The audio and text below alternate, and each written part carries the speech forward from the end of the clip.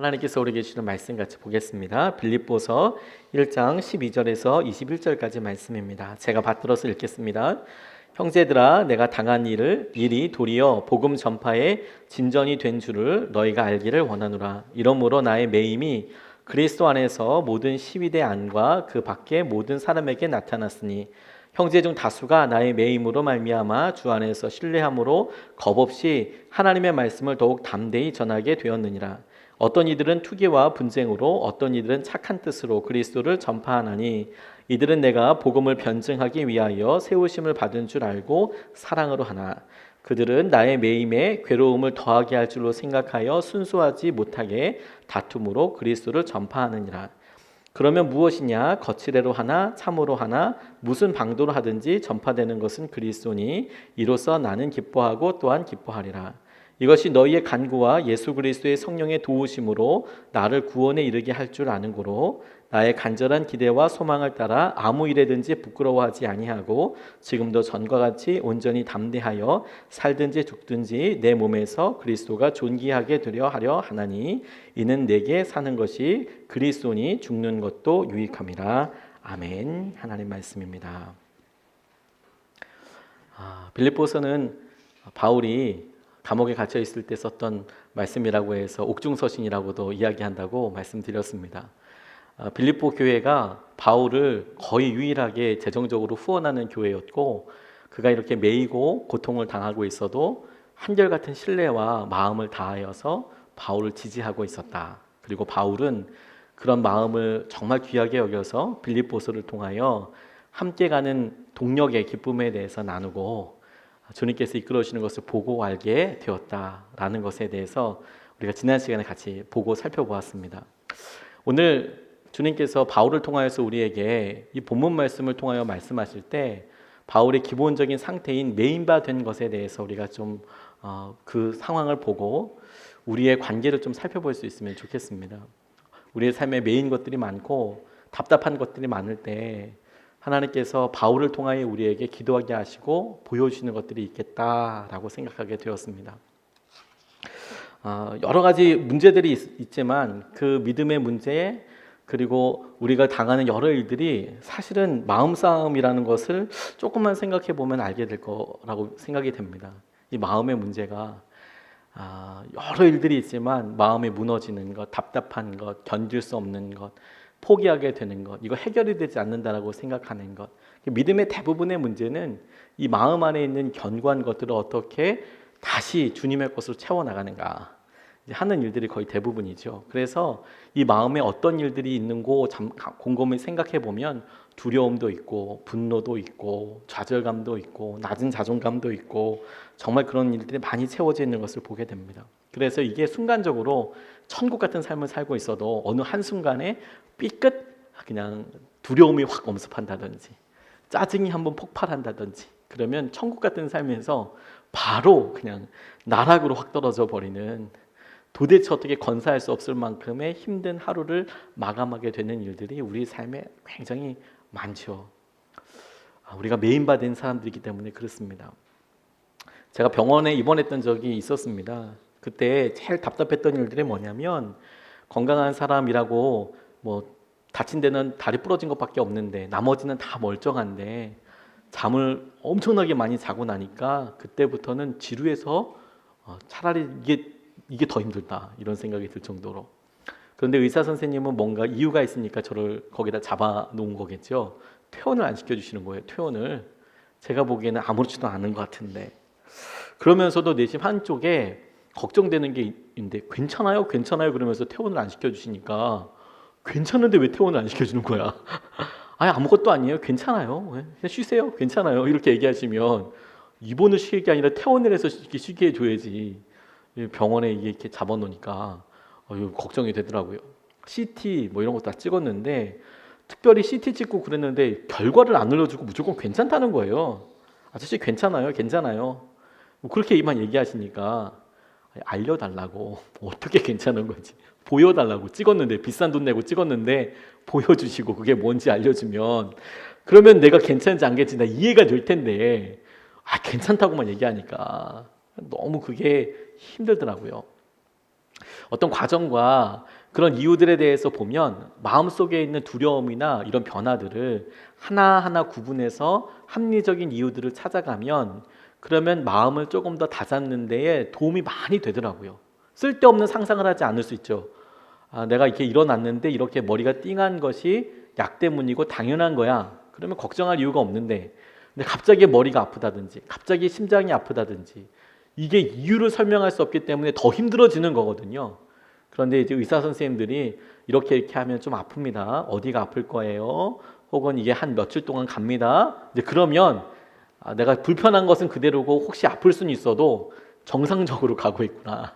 이게 우리가 예측 범위 내에 있는 거니까 내가 지금 정상인 거구나. 그렇게 알 수 있죠. 아까 믿음의 이야기를 하고 믿음이 마음에 대한 문제인 경우들이 많다라고 이야기할 때 우리의 삶 속에서도 이게 이 마음이 이렇게 널뛰는 것을 도대체 어떻게 붙잡을 수 있고 이렇게 여러 문제들이 다양하게 생기는 것들을 통해서 본질적으로 이게 어떤 문제인 건가를 우리가 쉽게 잡을 수 있다면, 아니 그걸 그냥 딱 캐치할 수 있다면, 그러면 질문 자체도 달라질 뿐만 아니라 쓸데없는 두려움이나 염려 같은 것은 최대한 피할 수 있겠다는 생각이 들었습니다. 오늘 바울이 당한 문제들 보면 옥에 갇혀 있다라는 외적인 것 외에 12절로 14절 말씀에 보면 이렇게 나와 있어요. 형제들아, 내가 당한 일이 도리어 복음 전파의 진전이 된 줄을 너희가 알기를 원하노라.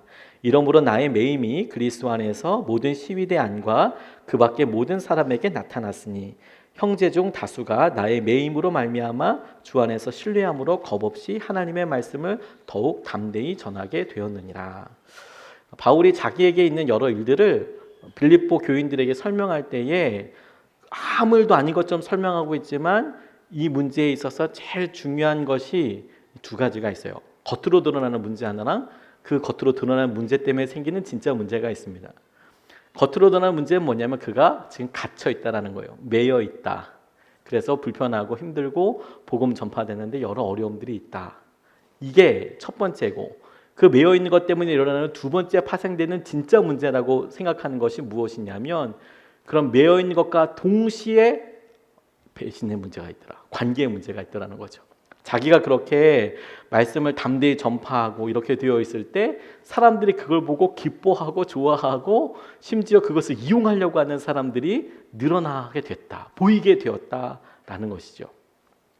바깥에 나가 있을 때에는 자기가 그래도 해명이라도 할 수가 있고 이건 이런 거야 라고 이야기도 할 수 있지만, 아예 메인바디에서 갇혀 있으면 그러면 이건 정말 힘든 문제가 되는 것이죠. 그래서 바울이 메인 것보다도 더 깊이 지금 이야기하고 있는 것, 오늘 본문에서 대부분을 할애해서 이야기하고 있는 부분이 뭐냐면, 이렇게 드러나게 내가 갇혀 있어서 복음을 전하려고 하고 그 복음을 전하지 못하기 때문에 어떤 사람들은 그걸 이용해서 전하기도 하고 혹은 내가 속상하라고 말씀을 전하기도 하고 그렇게 되더라. 이런 관계들이 다 드러나게 되더라. 이걸 통해서 하나님께서 우리에게 문제들을 통해서 집중하게 될 것이 무엇인지를 보여준다라고 생각하게 됐어요. 관계입니다. 관계 문제. 우리는 재정 때문에 오늘도 기도하고 그리고 부모님의 건강과 우리의 삶의 여러 한계들 놓고 기도하지만, 진짜 우리의 마음을 어렵게 하고 힘들게 하는 것은 무엇이냐면 사람 사이의 관계이죠. 내게 그런 말을 하는 것 때문에 내가 힘들고 연약한 것도 나를 힘들게 하지만 내가 힘든 이 모습을 보고 다른 사람들이 얘기하고 평가하는 게 더 힘들거든요. 사실 그걸 마주하는 게 더 힘들 거거든요. 우리가 아무리 연약해도 사고를 당해서 사고 자체는 어쩔 수 없다고 이야기하더라도 이걸 도저히 얘기할 수 없을 것 같은 사람들이 있거든요. 그러면 마음이 너무 힘들고 어려운 것이죠. 바울이 오늘 본문에 있어서 빌립보 교인들에게 얘기하고 있는 것이 바로 그것입니다.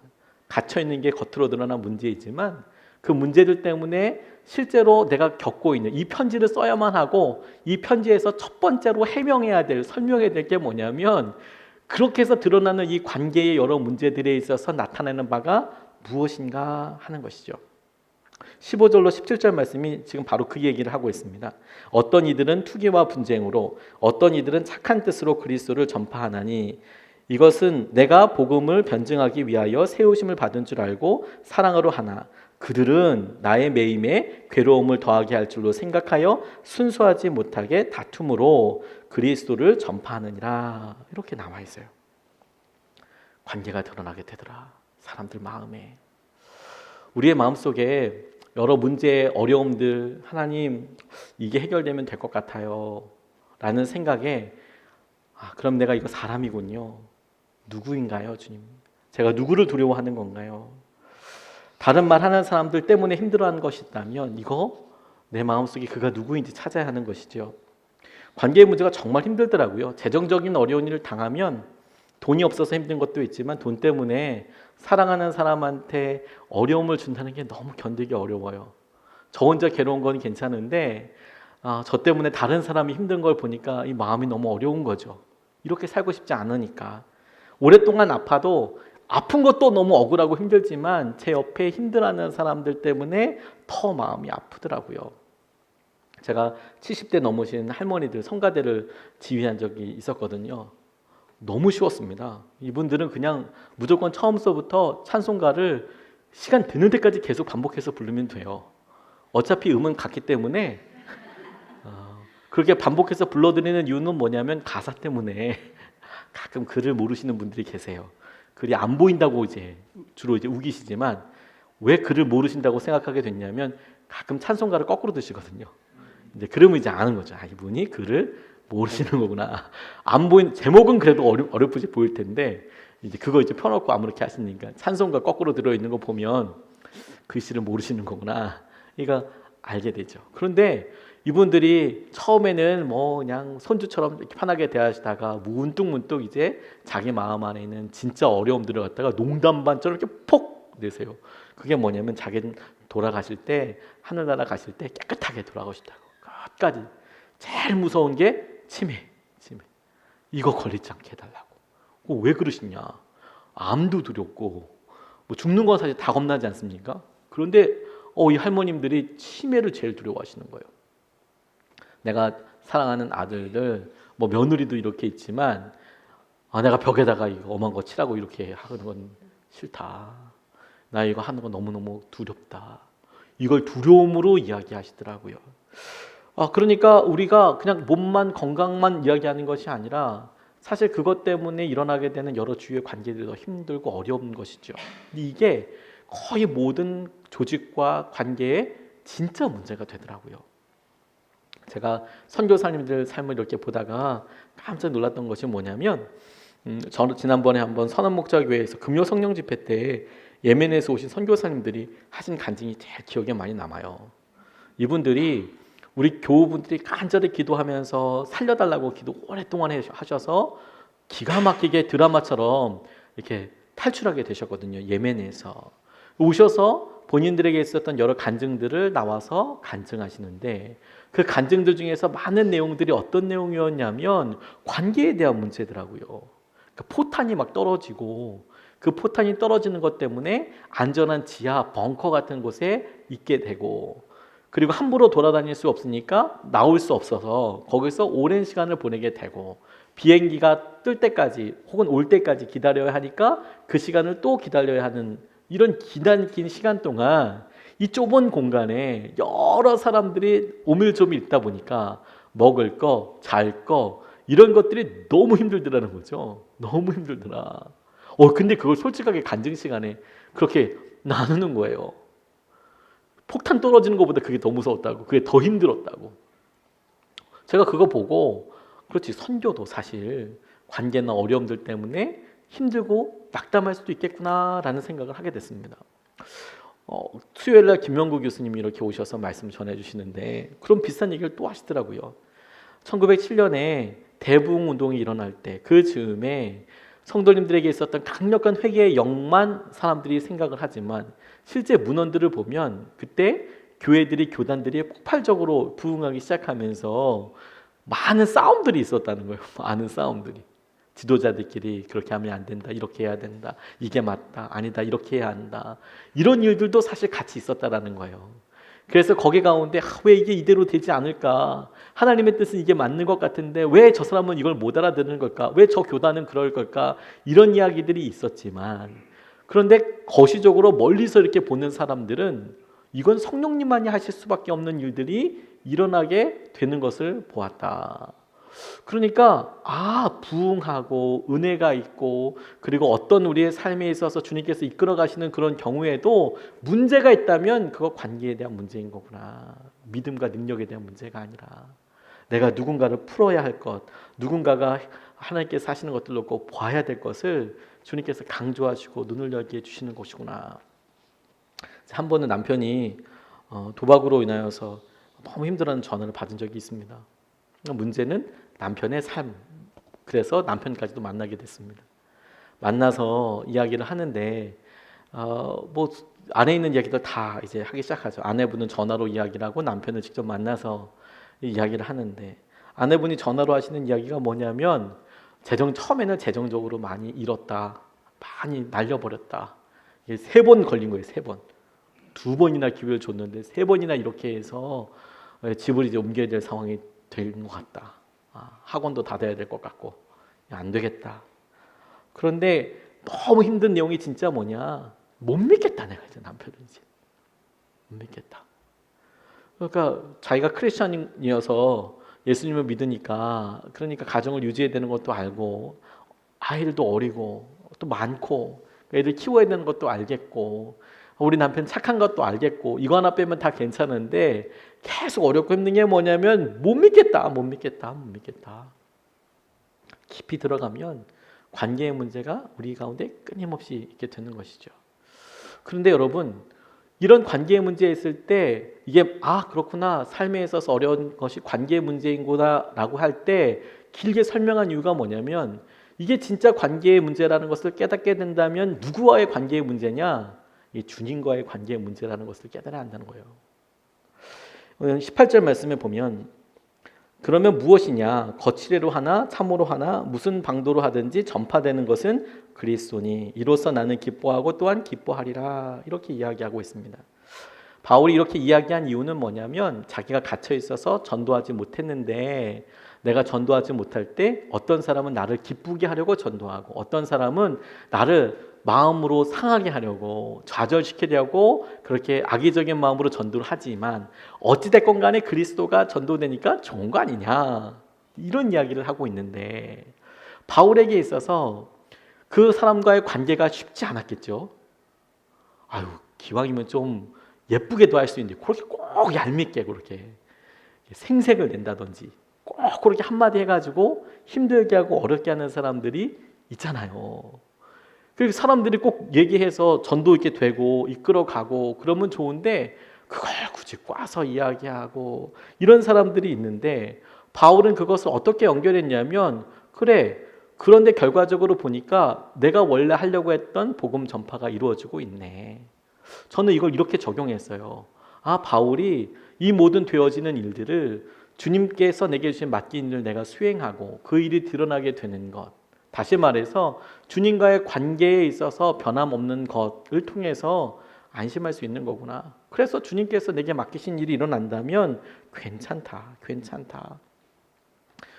우리가 관계에 아픔이 있을 때 비로소 주님을 찾게 되죠. 부부 사이에 참으로 많은 일들을 있지만 부부가 어려워야 하나님 생각을 하게 되는 일들이 많이 있더라고요. 의외로 자녀가 아파봐야 자녀가 힘들어야 하나님을 찾게 돼요. 그제서야. 저는 사람들을 신방하기도 하고 그분들의 마음을 위해서 정말 간절히 기도하기도 합니다. 그런데 제 우선적인 목표는 명확합니다. 저는 하나님 나라와 예수님의 사람들을 믿음 가운데 그렇게 가르치고 성숙하게 하는 것, 그게 제 사역의 목표입니다. 저는 능력으로서 여러분들을 이끄는 사람이 아닙니다. 저는 예수님을 믿는 사람으로 예수님을 같이 의지하고 제가 할 수 있는 방법으로 그리고 제가 하는 방법으로 다른 방법은 제가 모르니까 제가 어떻게든 붙잡아보고 노력해봐서 주님을 경험하고 이 길이 맞다라고 우리 한번 같이 가보자라고 이야기하는 사람이거든요.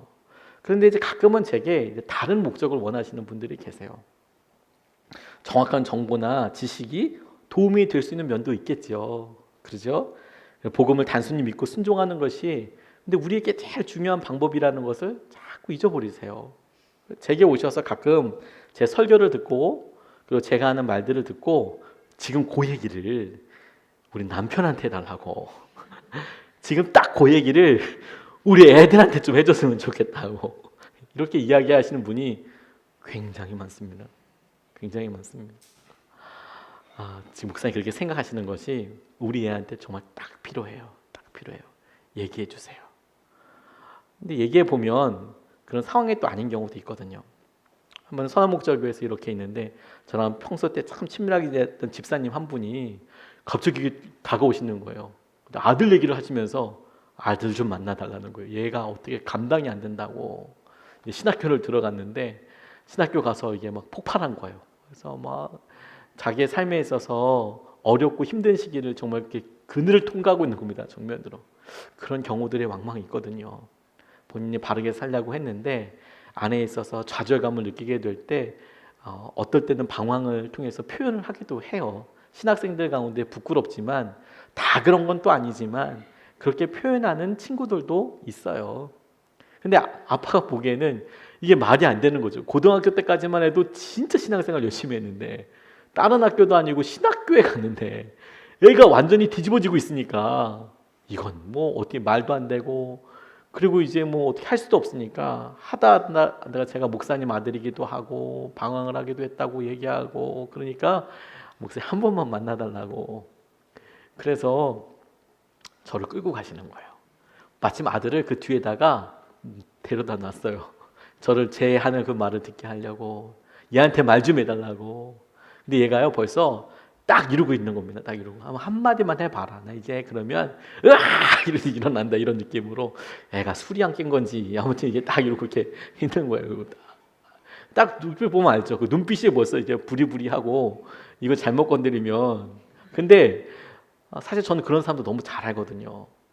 어떻게 잘할까요? 저는 너무 잘하는 거거든요. 얘가 지금 상태가 진짜 그렇다. 그러니까 이제 아버지는 저한테 철떡같이 믿고 야, 너 그렇게 살면 안 된다. 예수님만 의지하고 살아야 된다. 응? 그렇게 꼭 해야 된다. 이런 말을 제가 해줄 줄 믿고 믿음으로 취하고 그리고 아들을 저한테 맡겨놓고 가셨어요. 둘이 얘기하자. 설득을 해보라고. 근데 제가 걔를 물끄러미 보니까 얘가 이제 무슨 말 하려는지 우리 이 목사님이 나한테 무슨 말 하려고 그러는지 이렇게 많이 이렇게 거의 삐딱하게 앉아서 쳐다보고 있는데 제가 그의 어깨 치면서 이렇게 했어요. 말했어요. 야 살살해라. 살살해. 나중에 회개할 때 힘들다. 나중에 그 회개하려면 힘드니까 살살해라. 본인이 경우의 수를 생각하고 있었나 봐요. 이렇게 얘기하면 나 이렇게 해야지 뭐 술 뭐 어쩌고 뭐 근데 제가 해라 하지 마라 이런 게 아니라 살살해라 살살해. 난 나중에 그러다가 진짜 회개하기 힘들다. 어렵다. 어려우니까 살살해라. 부모님 걱정하신다. 그렇게 이야기해 줬습니다. 굉장히 빨리 끝냈어요. 뭐 그렇게 해줄 것도 없어요. 그리고 이제 가라. 그랬더니 뭐 제가 붙잡아 놓고 설교를 할 줄 알았나 봐요. 뭐 그 예배당에서 무슨 뭐 설교할 일이 어디 있습니까? 뒤에 또 예배도 있는데 그렇게 간단하게 이야기하고 가라고 이야기하니까 그리고 걔가 어떻게 됐는지 몰랐습니다. 이제 보내고 그 집사님은 제게 오셔서 감사하다고 그렇게만 이야기하고 마치더라고요. 그런데 그러고 나서 얼핏 소식을 듣니까 군대 갔다는 거예요. 군대에. 나 군대 가버리자. 그리고 군대에 자원해서 갔대요. 그리고 깜짝 놀란 게 뭐냐면 집에 웬 군대에서 소포가 하나 와 있는 거예요. 이게 폭발물인가? 이게 왜 우리 집에 이게 와 있지? 그리고 이렇게 봤어요. 안에 보니까 그 형제 이름으로 저희 집에 소포가 이렇게 와 있는 거예요. 소포가. 저희 집에 설마 여기서 사복 입었던 거 보냈을 리는 없지 않습니까? 제가 이렇게 아버지도 아니고. 근데 받아보고 깜짝 놀랐어요. 그 친구가 하사관으로 갔거든요. 장기병으로 지원하겠다고. 그렇게 갔는데 월급을 받아서 군대에서 버섯 세트를, 그러니까 말린 버섯 세트를 PX에서만 살 수 있는, 그러니까 이게 중국산은 아닐 거라고 믿으면서 먹었지만 설마 군대에서 샀는데 이게 중국산 PX에서 이렇게 했을까? 아무튼 버섯은 버섯인데 말린 버섯. 군인들이 버섯을 채취하기도 하나? 이런 생각이 잠깐 들긴 했지만 그걸 이렇게 정성껏 해서 목사님 뭐 이렇게 해서 제가 이거 너무 감사해서 보냅니다. 이렇게 써 보냈더라고요. 제가 그거 보고 그런 생각했어요. 우리는 어떤 말을 굉장히 해주길 원하고 그 말 따라서 우리가 사람 변한다고 생각하잖아요. 근데 사실 저는 그런 말하는 게 제 목표가 아니라는 것을 잘 알고 있어요. 저는 두 분이 싸우실 때나 혹은 부모 자녀 간에 어려움이 있을 때 갈등을 조절하는 사람이 아니에요. 해줄 수 있는 사람도 아닙니다. 저는 사실 능력도 없습니다. 제가 해줄 수 있는 역할은 뭐냐면 그 문제가 예수님과 관련된 문제라는 것을 알려드리는 거예요. 그 관계의 문제가 진짜 아프고 힘든데 그거 너 살살해. 나중에 회개할 문제야. 너 힘들어. 그거 회개하려면. 나중에 진짜 아파 회개할 때 그냥 잘못했어 이러고 끝나지 않아. 내 경우에 보니까 하나님 잘못했습니다 이렇게 끝나지 않더라. 용서는 해주시는데 아무튼 후폭풍이 있다. 너 이게 쉽지 않다. 그게 마음에 어렵다. 주님을 알려주는 거거든요. 은과 금은 내게 없거니와 내게 있는 것으로 내게 주노니 곧 나사렛 예수 그리스도의 이름으로 걸어라. 내가 은과 금을 너희에게 주려고 하는 것이 아니라 나사렛 예수 그리스도의 이름이 내게 있는데 그걸 너희가 누리게 되기를 원한다. 우리에게 응답은 예수님밖에 없습니다. 예수님밖에. 바울에게 있어서 그의 마음을 가만히 보다 보니까 그래 이런 모든 것들이 일어나도 내가 괜찮아. 복음이 전파되니까. 그렇게 확인할 수 있고 마음 가운데 평안을 누릴 수 있었던 게 뭐냐면 그의 결론이 예수님밖에 없잖아. 예수님이 드러나면 되는 거잖아. 이 일을 통해서 예수님이 드러나시면 되는 거잖아. 예수님께서 우리에게 가장 선한 것으로 인도하시는 분이시니까 그렇게 예수님이 우리를 붙잡아 주시면 되는 거잖아. 여러분 우리가 남편을 생각하고 아내를 생각하고 사랑하는 자녀들을 생각하고 얘는 왜 이렇게 안 변할까? 얘는 왜 이렇게 내 마음을 아프게 할까? 근데 그렇게 아파하고 힘들어하면서 왜 내게는 능력이 없고 왜 내 주위에는 이걸 해결할 수 있는 사람이 없을까? 라고 고민하는 바에는 아무것도 이룰 수가 없어요. 그 문제를 이게 예수님과 관련된 문제인 거구나. 우리가 믿음을 갖고 주님을 믿고 따르는 목적과 그게 의미하는 바가 뭐냐면 이 모든 일들을 해결하실 분이 예수님밖에 없다. 예수님의 유일한 의지이시고 내가 예수님을 믿기로 결단한 것이 그분이 이것을 해결해 주실 것을 믿고 맡기는 것, 그게 놀라운 능력이 되는 것이라고 경험하게 되는 거죠. 교구에서 한 집사님 아들 신방하게 됐습니다. 똑똑한 청년이고 오랫동안 아파서. 그런데 이 집사님이 오랫동안 아프다 보니까 뭐 신방 잘 안 받고 뭐 그러려고 하기도 하셨지만 또 간절한 마음도 있고 여러 번 약속하고 취소되고 하다가 이제 신방을 가게 됐어요. 아들이 어렸을 때부터 장애가 있었습니다. 오래 살지 못한다라고. 그래서 근육이 움츠러드는 병 때문에 힘들어서, 그래서 언제 안타까운 일 당하는지 모르는데, 그런데 욕심이 마음에 이렇게 막 애가 공부를 열심히 하고 싶어 하는 거예요. 언제 본인이 하늘나라 갈지도 모르는데. 뭘 공부하고 싶냐? 본인이 겪고 있는 이 병이 유전병이었거든요. 내가 유전 공부를 좀 하고 싶다. DNA 공부나 이런 걸 좀 하고 싶고, 이걸 좀 어떤 염색체나 이런 것들을 좀 공부해서 이걸 좀 이렇게 기여하고 싶다. 이런 간절한 마음이 있는 거예요. 그래서 한양대가 그런 걸로 유명했었거든요. 한양대 대학교를 들어갔다가 서울대가 또 그런 걸로 유명해요. 뭐 서울대는 뭘로도 다 유명해요. 서울대 대학원 들어가게 된 거예요. 군은 당연히 면제였겠죠. 휠체어 가지고 이렇게 가는데, 야, 서울대 대학원 붙으니까 얼마나 좋습니까? 자랑스럽고. 집이 이사부터 했어요. 집이 서울대 근처로 이사부터 했어요. 왜냐하면 아이가 학교를 가야 하는데, 학교를 가야 하니까 휠체어 전동 휠체어로 갈 수 있는 거리 그 정도의 이제 집을 이사를 했죠. 그게 우선순위였던 거예요. 이 가정에는. 이 아들이 어떻게 될지 모르니까 이사까지 하고 잘했다 그러고 이제 입학식 날 이제 쫙 보낸 겁니다. 잘 갔다 와라. 입학식에 딱 갔다 와서 학교 딱 하러 갔는데, 입학식 가서 그 랩이라고 연구소에 딱 하러 갔는데 감기 걸린 거예요. 감기 걸렸지 이렇게 생각하기 쉽지만, 감기 걸리고 나서 그 이후에 그게 폐렴이 되고 4년째 바깥 출입을 못하게 된 거예요. 4년째. 감기 걸렸는데 그게 폐렴이 되고, 폐렴이 되다 보니까 이제 이게 산소 호흡기를 껴야 하고, 그러니까 급속도로 이제 나빠지게 되는 거죠. 그러니까 아니 입학하고 입학식 첫날 갔는데 그러니까 완전히 집안이 난리가 나지 않겠습니까? 그런데 오랜 병으로 인해서 똑바로 눕지도 못하는 거예요. 똑바로. 너무 안타깝기도 하고, 빨리 야 감기만 빨리 나으면 너 이제 학기 시작했으니까 얼른 네가 하고 싶은 공부 할 수 있을 거야, 할 수 있게 해서 응원하는데 이게 너무 병이 오래 지속이 되는 거죠. 너무 또 누워 있어야만 하고 안타까운 마음을 하게 됐는데, 이 오래 입원한 사람들이 제일 두려워하는 병이 뭐냐면 욕창이라는 병입니다. 이게 등이 물러가지고 땀이 차니까 살이 뭐 썩는다고 해야 될까요? 아무튼 이렇게 욕창이라는 병이 잘 낫지도 않고 아무튼 굉장히 고약해요. 욕창이 생긴 거예요. 누웠는데. 그러니까 이건 또 더 어렵고 힘들지 않겠습니까? 그래서 그것 때문에 결국에는 너무 독하기 때문에 피부 이식 수술을 받아야 하는 거예요. 그 부분을 이제 완전히 수술로 제거하고 다른 곳에서 이제 이식을 해야 되는 그런 상황이 돼서 큰 수술을 하게 되는 거죠. 이식 수술을 하게 됐어요. 그런데 수술하고 나니까 놀라운 일이 일어난 거예요. 뭐냐? 몸이 이렇게 틀어져 있어가지고 똑바로 눕지도 못했는데 욕창을 하면서 수술을 하니까 신기하게 똑바로 누울 수 있게 되더라는 거예요. 근육을 당기고 이렇게 해가지고 살을 엮어 놓으니까 그동안에는 똑바로 눕지 못해서 허리도 아프고 그러는데 욕창 수술을 하고 나서 이게 똑바로 펴진 거예요. 그래서 이분이 신방 갔는데 그러더라고요. 그렇게 똑바로 눕게 되니까 이제 산소호흡기도 제대로 할 수 있고, 더군다나 이제 병원이 아니라 집에도 있을 수 있게 된 거예요. 그래서 그걸 선한 욕창이라고 이야기하더라고요. 욕창은 욕창인데 하나님께서 주신 선한 욕창이다.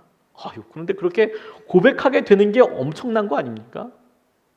제가 그분 간증을 같이 이렇게 듣고 이야기하면서 되게 놀랍게 하나님 앞에 생각하게 된 게 뭐냐면, 이분들이 이 아들 때문에 하나님과의 관계가 엄청나게 가까워지는 거예요. 아들이 그렇게 막 피를 뿜으면서 이렇게 막 호흡하고 이런 걸 보고, 기침하고 이런 걸 보고, 이 아버지는 하나님 아버지를 생각하는 거예요. 하나님께서 하시는 것이라고 보게 되고 그렇게 고백하고 기도하게 되는 것이죠. 그래서 알았어요. 우리 가운데 어려움 자체가 없다. 해결될 것이다. 행복하게 될 거다. 이렇게는 아무도 얘기할 수는 없어도, 그런데 그런 어려움 가운데서도 우리가 예수님을 바라보면, 예수님을 의지하면 이 문제가 예수님께만 나아갈 때 해결될 수 있다라는 것에 대해서만 우리가 깨닫고 결단하면, 그러면 문제랑 상관없는 하나님이 예비하신 선한 것을 경험할 수 있게 되는 거구나. 대부분 여러분, 우리가 어려움과 낙담 가운데 오랫동안 머물러 있는 이유는 뭐냐면 아주 끈질기게 주님을 생각하지 않기 때문이에요. 이스라엘 백성들이 출애굽할 때 광야길을 이렇게 걸었습니다. 그런데 길이 너무 험한 겁니다. 그래서 막 불평했어요. 이게 뭐야? 금방 가야지. 막 불평했더니 불뱀이 나오기 시작했습니다. 이 불뱀은 사막에, 광야에 사실 많이 있던 뱀이랍니다. 갑자기 나온 게 아니고 원래 걔네들은 거기 있던 뱀들입니다. 갑자기 확 늘어난 게 아니고 원래 있었던 뱀인데, 그러면 얘네들이 어떻게 된 건가? 그동안에는 나오지 않고 있다가 얘네들이 막 불평하고 이렇게 되니까 하나님께서 이 그늘을, 은혜의 장막을 싹 거두셨어요. 그랬더니 불뱀이 나오기 시작했습니다. 사람들을 물었어요. 죽어갑니다. 그러니까 자기가 잘못한 거 이제 알잖아요. 그래서 모세에게 찾아왔어요. 우리를 구해달라고. 그랬더니 하나님께 기도했습니다. 하나님께서 말씀하시기를, 그래? 그러면 장대에다가 놋뱀을 달아서 걸어라. 그리고 그거 보면 산다. 이렇게 이야기하셨어요. 쳐다보면 살리라. 민수기에 이렇게 말씀하고 계십니다. 그래서 모세가 만들었어요. 그리고 놋뱀을 달았습니다. 이스라엘 백성들한테 말했어요. 쳐다보면 살 거라고요. 그런데 여러분, 쳐다보면 살다는 게 그게 상식적으로 말이 됩니까? 뱀에 물렸으면 독을 빼낸다든지, 뭐 독을 다 치운다든지, 약을 먹는다든지, 뭐 이런 식의 방법이지. 아니, 놋뱀을 쳐다보다니요. 근데 여러분, 말씀해 보니까 약을 먹고 뭐 선선한 곳에 있고 열을 식히고 이런 사람들 싹 다 죽고, 실제로 모세가 말한 대로 그 놋뱀을 바라본 사람들만 사는 거예요. 모세를 바라본 사람도 죽었고, 전통을 생각했던 사람도 죽었고, 다 필요 없었고, 노뱀을 바라본 사람들만 살았다는 거예요. 주님을 바라본 사람들만. 우리가 주님께서 우리의 여러 일들 관계 가운데 힘들어요. 이게 지속적으로 굉장히 우리를 어렵게 하거든요. 근데 그럼에도 불구하고 우리가 이런 마음에서 완전히 자유할 수 있는 것은 무엇이냐면 이게 주님께 해결될 수 있다. 주님께 이게 관계가 있는 것이다. 내가 이 문제를 가지고 주님과의 관계를 해결할 수 있게 될 것이다. 더 깊이 주님 앞에 나가게 될 것이다. 그러니까 이 문제의 요점은 뭐냐면 내가 당하는 모든 어려움들의 사람들과의 관계가 문제고 이 사람들과의 관계로 내가 떠올려야 될 게 뭐냐면 주님과의 관계를 주님께서 보게 해주시는 거구나. 근데 주님께서 이 본문 말씀에 주님과의 관계를 생각하시고 그 문제를 해결할 수 있는 방법도 주셨어요. 21절 말씀입니다. 이는 내게 사는 것이 그리스도니 죽는 것도 유익함이라. 이는 내게 사는 것이 그리스도니 죽는 것도 유익함이라. 이걸 표현하면 내가 사는 이유가 그리스도이시고 내가 그리스도 때문이라면 내가 죽는 것도 괜찮다라는 표현입니다. 우리가 잘 알고 있는 갈라디아서 2장 20절 말씀처럼 내가 죽어도 괜찮고 그런데 내가 그 주님 때문에 하는 모든 목적과 은혜를 내가 누리게 될 것이다. 제가 오늘 본문 말씀 묵상하면서 주님 우리가 관계 문제에 있어서 하나님 이게 해결되지 않고 어렵습니다. 이번 한 주 동안 저희 성도님들을 위해서 기도하면서 하나님 가정이 회복되게 해주십시오. 정말 간절히 기도했거든요. 하나님 살려주십시오. 이 가정들이 회복되게 해주십시오. 너무 힘듭니다. 하나님 왜 이렇게 마음을 몰라주는 겁니까 서로가. 그러면서 저는 이 기도가 응답된 부활의 때에 대해서 이렇게 막 생각하고 막 그랬어요. 그렇게 응답이 되면 해결이 되면 이런 걸 놓고 사실 이렇게 왔으면 좋겠다고 생각을 했는데 근데 본문을 묵상하면 묵상할수록 우리가 할 수 있는 건 딱 한 가지밖에 없어요.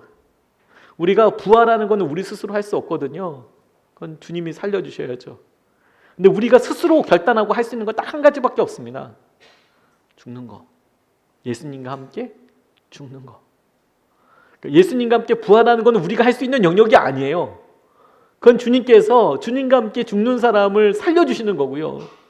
우리가 할 수 있는 것은 우리가 할 수 있는 결단은 뭐냐면 부활을 생각하고 죽고 이런 건 우리가 할 일도 아니고요. 그건 주님이 하셔야 될 일이니까 내가 이 순간에 주님과 함께 죽는 거. 내가 사는 것이 그리스도니 내가 죽는 것도 괜찮아. 내가 이 사람들과 함께 만나고 이렇게 있을 때 내가 예수님과 함께 죽는 거 괜찮아. 내가 예수님 때문에 죽는 거 괜찮아. 내가 어떻게든 살아보려고 하니까 정말 힘들고 어려운데 근데 내가 예수님 때문에 죽을 거야. 예수님 때문에 내가 십자가에서 죽듯이 같이 죽을 거야. 이번 주에 이중표 목사님이라는 분의 책을 읽게 됐어요. 제가 엄청난 위로를 깊은 은혜를 받았습니다. 이미 한신교회 목회하셨지만 돌아가셨죠. 제가 헌책방 가는 걸 참 좋아하거든요. 그래서 상호는 말씀드릴 수 없고 야탑에 있는 헌책방에 잘 가요. 너무 기뻐요. 한 5만 원 가져가면 한 열 몇 권 사갖고 오니까 너무 기뻐요. 요즘 한 5만 원 가져가면 한 3권 정도 살 수 있거든요. 그러니까 이 책값이 뭐 감당이 안 되는데 진짜 기쁨이죠. 그런데 진짜 새 책이 있는 거예요 거기에. 그래서 새 책을 딱 봤는데 그 이중표 목사님 책이었고 더 놀라운 것은 열어보니까 이중표 목사님의 편지가 거기에 있는 거예요. 직접 쓰신 편지는 아니고 이중표 목사님의 이름으로 쓰여져 있는 편지. 그래서 제가 막 유치했습니다. 저도 이제 큰 교회 부목사였지 않습니까? 이게 어찌된 영문일까? 그림을 그려보니까 딱 답이 나와요. 이거 새가족한테 분명히 준 게 틀림없어요. 새가족 등록하시면 혹은 뭐 이렇게 이제 단체로 책 한 권씩 딱 이렇게 주는 거죠. 사랑하는 성도님, 제가 그거 편지 갖고 있어요. 이렇게. 사랑하는 성도님, 뭐 해서 감사합니다. 어쩌고저쩌고 하면서 이중표 목사 올림 이렇게 쓰여 있는 그런 찌라시가 딱 들어 있는 거예요. 그리고 딱 답이 그려졌죠. 이분이 선물을 받았으나 이 책의 가치를 전혀 모르고 책을 한번 접지도 않은 채 그대로 헌책방에 내어 놓으신 거구나. 그래서 저는 이 9,000원짜리 책을 2,900원에 살 수 있는 은혜가 있었구나. 한 20년도 넘은 책인데요, 나온 지가. 그냥 너무 기뻤어요. 근데 책을 읽으면서 진짜 큰 은혜 받았습니다. 하나님께서 제게 주시는 마음이라는 생각이 들었어요. 죽는 것에 대해서. 이중표 목사님이 시골 교회에서 한참 젊은 나이에 정말 기백 있게 목회를 하실 때 그분을 괴롭히는 한 나이 많은 교인이 있었답니다. 너무 힘들게 하더래요. 너무 힘들게. 너무 힘들게 하니까 때로는 이분이 타일러도 보고 얼러도 보고 뭐 으름장 비슷한 것도 놔봤지만 뭐 아무튼 사사건건 정말 힘들게 하시더라는 거예요. 너무 힘들더래요. 그래서 주님을 위해 일하고 있는데 이렇게 생트집을 잡으니까 야속하고 밉다 못해 나중에는 억울하고 울화가 치밀었다. 그분이 쓰신 거예요. 제가 한 게 아니라 치밀었습니다. 이렇게 썼더라고요. 너무 힘에 겨워 기도하게 돼서 그 사람이 나가든지 내가 여길 떠나든지 양자택일을 하리라 이런 생각이 들었대요. 전 아직까지 이렇게까지 느껴본 적은 없는데 뭐 이분은 그렇게 느끼셨대요. 그래서 교회를 새롭게 정리하고 목회를 하더라도 내 죽더라도 내가 죽자. 내가 페이트리어트 미사일이 되듯이 이건 제 표현입니다. 내가 페이트리어트 미사일이 되든 내가 이렇게 자폭을 해서든지 내가 이분을 아무튼 처치하고 나도 교회를 나가고 내가 이분은 어떻게 하고 내가 이게 좀 해야겠다라는 생각이 드셨대요. 그래서 새로 부임해 올 다른 목회자라도 편안히 목회할 수 있게 만들어야 해. 그게 내가 할 일이야. 이런 결단이 들더래요.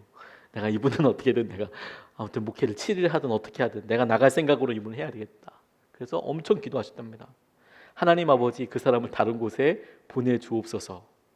얼마나 대단했으면 이런 기도했을까 싶어요. 그런데 그렇지 않으면 그 버릇을 고칠 수 있도록 제게 능력을 주시옵소서 이렇게 기도하셨답니다.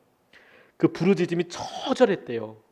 그리고 엄청 오래 기도하셨대요. 하나님 저분을 어떻게 해주십시오. 그런데 어느 날 감동으로 주님께서 이렇게 말씀하시더랍니다. 하나님께서 종아 그 사람의 버릇을 고칠 작정이냐. 기필코 고칠 작정입니다. 이렇게 대답했다면 기필코 내가 고치겠습니다. 그만둬라. 그래서 주님 왜 그러합니까? 저는 이해할 수 없어서 이렇게 물었답니다. 그랬더니 그 사람의 버릇을 고치고 안 고치고 간에 그 사람과 싸우지 마라. 싸우다가는 네가 먼저 쓰러진다. 그래서 주님께 계속 물었답니다. 종아, 주님께서 계속 묻기를 종아, 네가 의로워서 천국에 가느냐, 내 은혜로 가느냐 이렇게 물어보시더래요. 그래서 네, 주님의 은혜로 갑니다. 그 사람이 천국에 가는 것도 내 은혜이니 내버려 둬라. 나는 그 사람의 버릇을 고치기보다 십자가를 지고 대신 피 흘려 죽었다. 사람의 죄됨을 다 고치려 했다면 나는 굳이 십자가에서 죽지 않아도 됐다. 그 사람 못 고친다. 도저히 못 고친다. 금식시켜도 안 된다. 종아리 때려도 안 된다. 의인은 없나니 하나도 없다. 그래서 내가 죽었다. 너 또한 내가 고쳐서 데리고 갈 수 있는 사람이 아니었다. 다만 십자가의 피로 덮어서 의롭다 인정하여 데려갈 뿐이다. 주님이 그렇게 말씀하시더라는 거죠. 그거 고쳐도 안 된다. 그거 때려도 안 되고 금식시켜도 안 되고, 금식시켰다는 말은 좀 고상한 표현이고 밥을 굶겨도 안 되고 밥을 뺏어도 안 되고 이런 거 아니겠습니까? 안 변한다 그 사람. 다만 내가 십자가의 은혜로 덮어서 그 사람 죽어서 그렇게 가는 거다. 너도 그랬다. 이렇게 말씀을 하시더라는 거죠. 그러니까 이분이 주님께 주님 그렇군요. 저도 그 사람 고치려고 하지 않겠습니다. 그 대신 십자가에 제 자신을 못 박고 주님과 함께 살겠습니다. 저를 고쳐 나가겠습니다. 사람 절대 안 변합니다. 그런데 우리는 그 사람 앞에서 그러면 너무 무기력하잖아요. 전 끝까지 저 사람은 저럴 텐데 방법이 없을 것 같지 않습니까? 근데 하나님께 방법이 있어요. 우리가 부활은 우리 스스로 못해요. 그렇지 않습니까? 근데 우리에게 하나님께서 딱 한 가지 방법을 주셨어요. 십자가에서 주님과 함께 죽을 수는 있어요. 내가 주님 때문에 은혜를 받았듯이 그 은혜 받은 것을 지금 나에게 그리고 그 사람에게 다시 한번 적용할 수 있어요. 내가 주님 안에서 죽었습니다. 지금 내가 십자가에서 주님과 함께 죽었습니다. 라고 내가 결단할 수 있어요. 내가 이 관계를 주님 앞에 은혜의 손길로 놓아버릴 수가 있어요. 주님께 올려드립니다. 주님께서 붙잡아 주십시오. 저 개척하면서 이런 일 참 많이 경험했습니다. 사람들 때문이 아니고요. 저 교회 개척하면서 제 자신의 죽음에 대해서 정말 많이 선포하게 되었던 것 같아요. 그게 너무 감사해요. 그냥 설교 시간에 교회를 몇백 개 지었다가 부셨습니다. 이런 얘기를 그냥 아주 짧은 시간에 이렇게 했지만 그 몇백 개 지을 때도 진짜 힘들었고 몇백 개 뽀갤 땐 더 힘들었어요. 이거 하나님께서 원하시는 거 아닌 거구나. 하나님께서 원하시는 거 아닌 거구나. 처음에 교회 개척할 때 여러 군데를 우리 열심으로 여러 성도님들이 추천해 주셨거든요. 그래서 뭐 어디 다 가볼 수는 없었고 그래도 가능성 있는 몇 군데를 이렇게 가봤습니다. 가봤는데 그 중에 어떤 데가 교회가 엄청 잘 지어져 있는 그런 데였어요. 뭐 의리하게 지어놨다고 해야 되나요? 아무튼 뭐 아파트 단지에 이렇게 지어놨어요. 교회가 문제가 있었던 게 아니고 이제 큰 교회의 지교회였는데 그 지교회에서 와서 예배를 드리다가 다 본교회로 들어갔대요. 그러니까 문제가 있었던 교회가 아니라 거기가 뭐 지교회였다가 교회 사정이 있어서 이제 다 본교회로 돌아와라. 그러다 보니까 그 주위에서 나오는 몇몇 분들은 때문에 거기가 교회를 어떻게 하기 힘들어서 그걸 이제 재산을 정리하는 뭐 이런 그렇게 매물로 나와 있었나 봅니다. 그거 이제 얘기하는 거예요. 가보니까 뭐 4층으로 지어져 있고 뭐 사택도 안에 다 지어져 있고 2개나 지어져 있는 거예요. 사택도 담임 목사님 그리고 부목사님도 같이 쓸 수 있는. 야, 그러니까 이건 뭐 이거 하나만 딱 얻으면 그냥 세트로 종합 선물 세트로 딱 있는 거죠. 뭐 주차장도 다 있고 그런 상황이 이제 되죠. 다만 여러분들이 멀어서 못 오실 뿐이지 그렇게 잘 되어 있더라고요. 저는 근데 아무 생각 없었어요. 처음부터 이거 재정이 되겠나? 그때는 저 스스로가 땅 알아보고 있었을 때요. 근데 땅이라는 게 그 나대지. 천막 치고 예배 드리려고 그러는데 보니까 되게 비현실적으로 여겨지더라고요. 이걸 어떻게 사나? 지금 생각해 보니까 저희 교회보다 쌌던 것 같아요. 그때는 근데 그때는 이게 있을 줄 전혀 몰랐으니까 나대지 보고. 근데 그때 이거 싼 거예요 뭐 얘기했는데 제가 싼 건지 아닌지 어떻게 합니까? 저는 그런 재정이 있지도 않고 그런 생각을 해본 적도 없고. 그런데요, 보니까 또 달라지는 거예요. 그렇죠? 딱 보고 이런 것도 선택할 수 있는 옵션에 들어갈 수 있는 건가? 그전엔 생각도 못 하다가 우리 부동산 하시는 분이 정말 발로 뛰어가지고 그런 데 이렇게 알아봐 주셔서 딱 갔는데 보고 이렇게 오니까 제가 아무 말 안 하고 있었거든요. 제가 그거 묵상하고 있었던 게 아니라 그냥 진짜 피곤해서 아무 생각이 안 들었어요. 그런데 쭉 내리려고 이제 사택 앞에서 내리려고 그러는데 우리 같이 갔던 팀원의 한 분이 저한테 이렇게 얘기하시는 거예요. 목사님, 첫마음 잊으시면 안 됩니다. 이러고 딱 내리시는 거예요. 첫마음을 놓치면 안 됩니다. 제게 이렇게 딱 얘기하시더라고요. 처음에 이게 무슨 말인가 하다가 그 말이 뭐냐면 우리의 예산이 있는데 우리가 처음에 그 예산 가지고 다 할 수 있는 건데 이 예산이 너무 크기도 하고 어렵습니다. 그렇게 이제 그분이 표현을 하신 거죠. 근데 저는 그걸 그렇게 제 마음으로 받아들이기까지 제 마음의 숨은 동기들과 여전히 포기하지 못하는 것들이 있다는 것을 알았어요. 그렇구나. 말은 아니라고 하지만 여전히 숨겨져 있는 게 있는 거구나. 여전히. 이런 것 때문에 싹 드러나게 되는 거구나. 이렇게 잘 숨겨져 있다가 어떤 기회와 적당한 온도와 적당한 습도가 되면 곰팡이가 이렇게 확 피는 것처럼 제 마음에 이런 욕심과 생각과 이 자아의 여러 의도들이 가만히 숨어 있다가 이렇게 딱 기회가 되니까 이게 드러나는 거예요. 그런데 그거 쉽지 않더라고요. 그런 생각을 계속 해온 것도 아닌데 쉽지 않더라고요. 근데 주님께서 너무 감사한 거 주위에 참 좋은 분도 주시고 그리고 정신도 빨리 차리게 해주시고 지금 제가 죽었습니다. 그런 거 필요 없습니다. 하나님. 저는 나대지 좋습니다. 나대지 진짜 좋습니다. 그래서 몇 번이고 뭐 좋은 거 어디 나대지 좋습니다. 거기 나대지 좋습니다. 그게 되는지 안 되는지. 나중에는 뭐 주위에 팀들이 여러 가지 대안도 알려주시고 하다못해 대출 얻는 방법까지 다 알아가지고 오셔가지고 목사님 됩니다. 이거 정말 꼭 됩니다. 이렇게 저를 설득하셔가지고 그게 하나님의 뜻인지 그런 분별도 해보자고. 그리고 우리 목사님과도 하나 돼보고 우리 다 만장일치로 다 하자고. 하나님께서 다 그와 같이 이렇게 하시더라고요. 우리가 부활은 우리 마음대로 안 됩니다, 여러분. 부활의 능력은 우리에게 없습니다. 그리고 우리가 바랄 바도 아닙니다, 사실 여러분. 우리가 우리의 연약함 때문에 죽는다고 해서 우리가 아까울 바가 없지 않습니까? 왜냐하면 우리는 그만큼 악한 사람 아닙니까? 연약한 사람 아닙니까?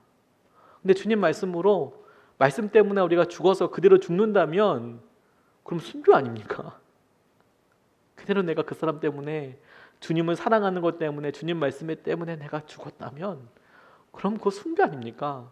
다른 사람을 위해서 목숨을 바치는 것이 사랑의 거의 끝장판이라면서요. 최고봉이라면서요. 그렇게 할 수 있는 거 아니겠습니까? 근데 그렇게 하면 주님께서는 그 다음부터 주님의 방법으로 또 하시겠네요. 우리가 관계를 놓고, 바울을 놓고 이렇게 보면서 이걸 우리의 삶의 결론으로 붙잡았으면 좋겠습니다. 이는 내게 사는 것이 그리스도니, 이는 우리를 통해서 드러나실 것이 예수님이시니까. 우리가 힘들고 어렵고 오늘도 여러 가지 일들 때문에 왔지만, 그런데 이런 일들 생기는 것이 주님께서는 너무 영적으로 간단하게 말씀하시는 거예요. 이런 것들 때문에 주님 앞에 한 번 더 무릎 꿇게 됐다면 주님은 성공하신 거예요, 사실. 이 문제 때문에 우리가 주님 앞에 한 번 더 고백하게 되고, 주님께 우리의 철저한 자아와 죄의 그 본질을 발견하고, 하나님, 제가 주님과 함께 죽었습니다. 하나님, 제가 예수님 안에서 십자가 안에서 죽었습니다. 이게 제 결론입니다, 주님. 근데 이게 끝일 것 같지만 그런 사람들에게만 날마다 부활하는 기쁨이 있다니까요. 날마다. 그게 죽은 척하는 게 아니고 정말로 주님과 함께 이 일에 대하여 내가 십자가에서 주님과 죽기로 결단하면, 그러면 날마다 부활의 능력이 있는 것이죠. 우리가 오늘도 이 기도 시간이 주님 앞에 우리가 말씀으로 진리로 반응하게 되는 시간이 되었으면 좋겠습니다. 오늘 세 가지 말씀을 같이 나눴는데, 여러분, 우리 여러 문제들, 다른 거 돈 문제 다 있다고 하지만 우리가 제일 미안해하는 사람이 누구인지, 이 일 때문에 우리가 미안해하고 힘들어하는 사람은 누구인지 그거 봐야 한다는 거예요. 관계의 문제였구나. 내가 이거 자식에게 제일 미안한 거고, 사랑하는 사람 때문에 제일 미안한 거고, 그렇다면 그 문제가 관계라는 걸 알았다면 이게 주님과의 관계의 문제라는 것을 의지적으로 떠올려야 하는 거예요. 내가 주님께 자녀이지만 자녀답지 못하고, 내가 말씀으로 고백했지만 그렇게 살지 못했구나. 내가 주님께 딱 요 모습인가, 딱 요 모습. 그러니까 내가 나의 그럼에도 불구하고 나를 사랑해 주신 예수님과 함께 내가 오늘 주님 죽었습니다. 내가 오늘 죽습니다, 주님. 뭐 죽겠습니다 아니고, 주님, 제가 죽었습니다. 주님께 죽었습니다. 그래서 주님께서 하시는 그 죽음의 은혜를 누리게 해주십시오.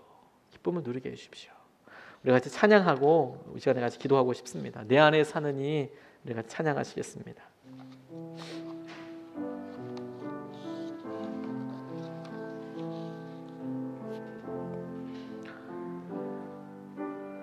내 안에 사느니 예수 그리스도니, 내 안에 사느니 예수 그리스도니, 나의 죽음도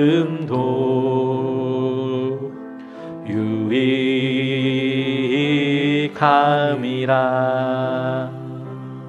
내 안에 사느니, 내 안에 사느니 예수 그리스도니, 나의 죽음도 유익함이라. 나의 왕, 내 노래, 내 생명 또 내 기쁨, 나의 힘, 나의 검, 내 평화, 나의 주, 내 안에 사느니 예수 그리스도니, 나의 죽음도 유익함이라.